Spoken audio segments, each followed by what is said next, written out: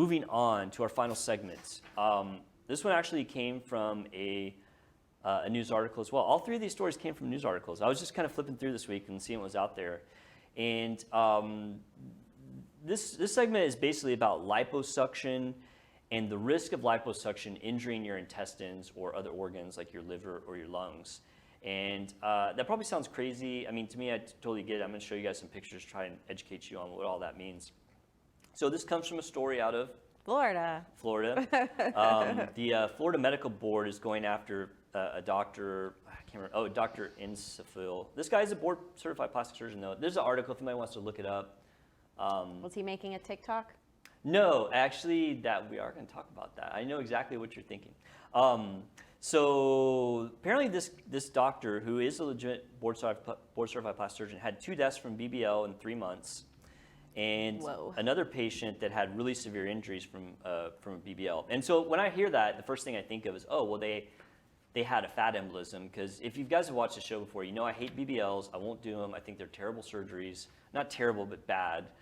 They carry a very high risk of mortality, and the biggest risk of mortality comes from the fat getting into your bloodstream, which is a very bad problem. It can kill you very quickly. And so I just kind of assumed that okay, well, that's what it was from. That's what it was from. Yeah. Well, the news article goes on to talk about that the patients who passed away had autopsies, and they actually had multiple injuries to their internal organs from the liposuction. Like punctured by that thing? Yep, that's it.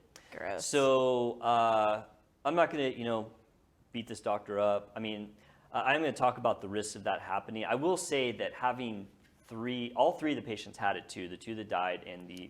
does that I feel like that would be like a higher risk for people that it's hard to extract fat from. Like he has to go to areas that are...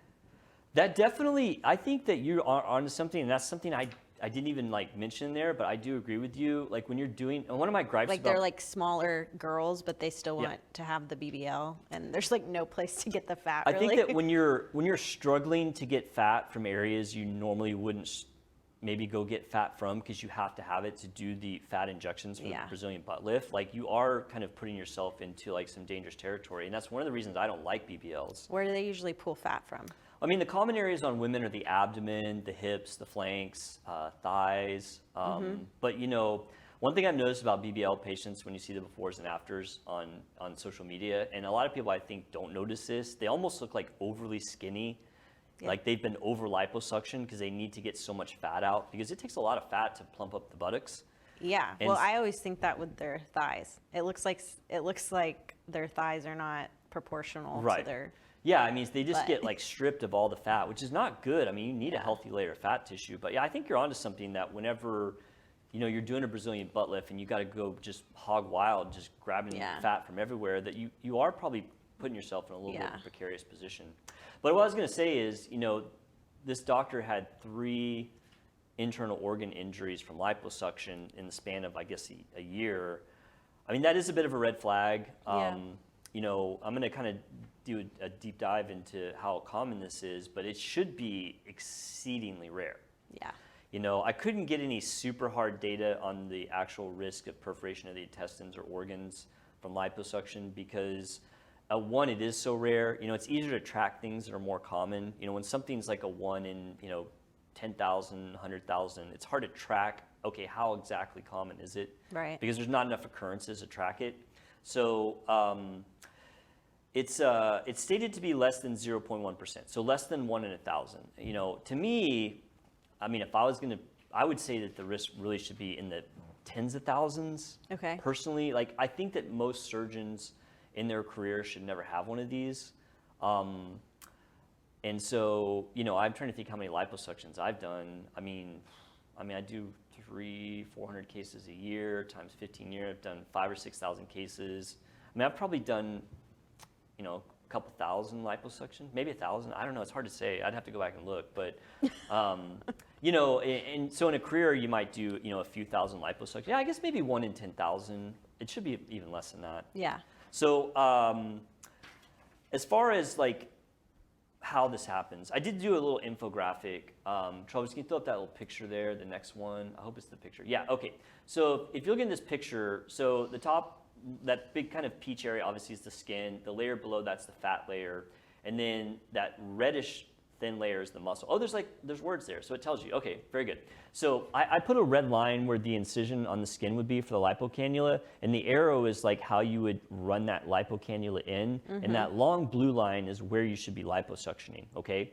And so what you do is you get that lipocannula in there and you actually shave the underside of the fat going upwards until you get it to the thickness that you want.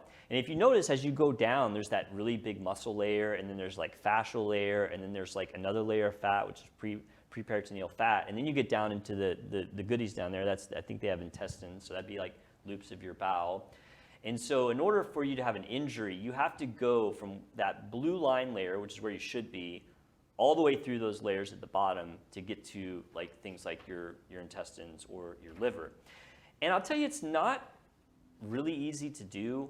That muscle layer is pretty tough. Yeah. It doesn't want to allow a big blunt, because those cannulas are not sharp, they're blunt. And they're roughly about the size of my pinky. I use a 6 millimeter liposuction cannula most commonly, and I do have a 4 millimeter that I use. Obviously, the smaller the cannula, the more likely it is to kind of make a puncture. So the big one's pretty rare. That's the one I use first, just to kind of open. So do you have to like pre-puncture the skin to put the fat, the sucking thing in there? Yeah. So what I do is I make a tiny incision. I use like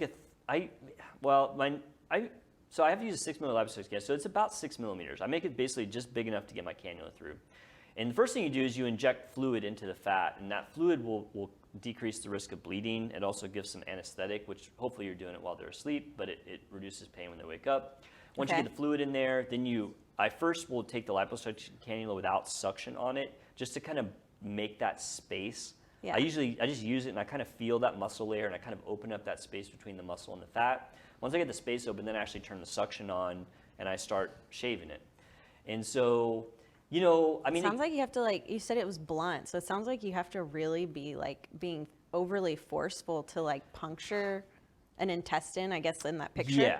Yeah, you'd have to really go pretty hard, and there are reasons that might happen, and I'm gonna talk about them. But the thing is, you have to be careful when you're doing it. Like I always do my liposuction. I got one hand on the cannula, and I got one hand at the end of that rod, and I'm making sure I can feel the rod. Yeah. I don't want to lose the rod, because if I lose the rod, that means it's going too deep. Yes. So I can always feel it with my hand. I'm just kind of going like this and making sure I know exactly how deep that thing is. And it doesn't want to just dive under the muscle. Like you have to kind of get off the road a bit for it to do that. Yeah. You hold it so it's transverse, so you're not doing like this. Yeah. And you can kind of feel exactly where it is. So if you're taking care, the chances of you puncturing that layer and getting in deep are pretty low. Now, it's not zero. Okay. Even people who are careful, it could happen. And there are some reasons that might happen. So one is if you've had a lot of surgery. I was literally doing liposuction this morning. I did a tummy tuck with lipo, and this lady had previous surgeries, and where those incisions were on her abdomen, there was scar tissue, and my cannula was just not wanting to go. Mm-hmm. And so that first part where I was opening things up, I was really focusing, okay, I want to make sure, because then you're pushing harder. When there's scar tissue, it's harder to get it to go. Yeah. And you're really pushing, and that's where you potentially could get into trouble. Yeah. And you just got to make sure that you're not going at a bad angle, how deep it is, and then you basically get it open, and then you're good. But I was, even this morning, I was like, oh my gosh, of course, obviously I'm always paying attention, but I was like, man, I just prepped for this thing about hard liposuction, and here you have one. Yeah. But that's one reason that people can be a higher risk for an injury. Others, when people are obese. Okay. If people are obese, it's harder to tell where your cannula is, and that can be a problem. Too much is not always a good thing. Yeah, it's really not. And honestly, doing liposuction for obesity is not a good plan. Liposuction is not a weight loss procedure. It is a contouring procedure. Yeah. It's for taking an area of fat that looks like it shouldn't be there and taking it away. It's not for trying to reduce a significant amount of fat tissue that really it's not for it's not for health. weight loss. Yeah, it's not for health. Yeah, it's not for weight loss. Another reason that people might get in trouble is if they have an undiagnosed hernia. So a hernia is when your intestines get through that muscle layer, and you had a loop. I actually had a patient that I found a hernia on that I didn't know they had. I always check people for hernias, but they were a little bit thicker. And I found a hernia, and thankfully it was a patient that I wasn't doing liposuction on, so there was no problem. I just found the hernia, I fixed it, and we all went on our way. But potentially that could be problematic if you were That's crazy. So she just woke up and you're like, so you had a hernia and I fixed it. Yeah, basically. I mean, I'd say that happens to me once or twice a year. where I find a hernia. wild. I'm really good about checking for them because I don't want to like get into any trouble. The reason I didn't go ham looking for this hernia where she had it is an area I wasn't liposuctioning. Yeah. You know, I looked at all the areas I was going to lipo. I was like, you're good, nothing there. But in the area I wasn't liposuction, I was like, oh, hernia. All right, let me fix it. But, you know, if you're not careful and you don't check, like you could run into trouble like that.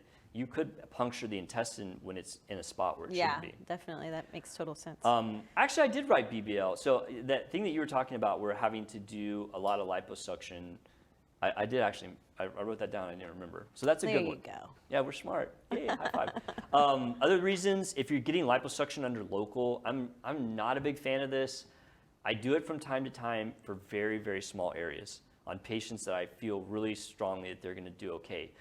The risk you run when you're doing liposuction under local is if somebody jumps at the wrong time, you know, you're running this thing on a track, right? And if you suddenly cause pain to them and they jump, Oh gosh. that thing could go off course. And if they jump the wrong way, you could cause an injury. So that's why I'm not a huge fan of doing significant liposuction under No, local. thank you. And the last thing would be when you have non-plastic surgeons performing it. I mean, Yeah.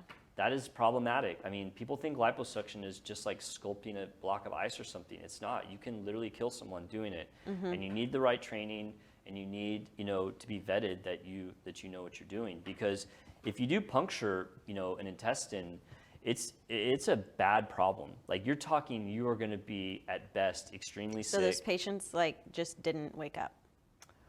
No, one of them, okay, so one of them died on the table, if I remember correctly, and the other died like a day or so later. So it's like if so the It depends on what you ruptured. Yeah, so the procedure is if the doctor ruptures something, they're hopefully they stop. You may not know it. Oh my god. Oh, you may not know it, no. Like, you see, I think one of them got a punctured liver, and I think they just kind of bled to death. Oh. The other one punctured the intestine, and that's not going to kill you right away. What's going to happen is over the span of a day or so, your intestinal contents leak out inside your abdomen, and you get super sick. And then you end up with like a colostomy and multiple surgeries. I mean, it's a bad deal. That's if you survive. Mortality rate for punctured intestine or organ is around 16%. Pretty high. That's the death rate. If it happens to you, it's like getting shot almost. You know? Yeah. It's not that you don't get the same kinetic energy of a bullet. Well, somebody stabbed you. Yeah, it's like, or getting stabbed. That's a better, yeah, it's like getting stabbed with like Yeah. a long, pointy metal rod. It's not good. So bad stuff. So you got to be careful. Like you want to go somebody, you know, board certified, knows what they're doing. You know, you were talking about were they on social media, like that, you know, they're paying attention, not doing TikToks or whatever. Yeah. Remember that one doctor? Yeah, that was just like in that video. She was just oh my like, gosh, it was scary, it was right? like in that person's neck. In the neck too. I was like, oh my god. Why would you get liposuction in your neck? One. Oh, we do it. It's common. I've done it Really? many times. There's certain people that, you know, certain people gain fat in unusual areas, and like the Cool, neck yeah, is yeah. one of them. I mean, and it makes a difference. Like, I mean, yeah. they look pretty good. I mean, if you don't have the problem, it's like, yeah, why would someone Why do would that? you do that? But Yeah, why would I you do guess that? if you So- need it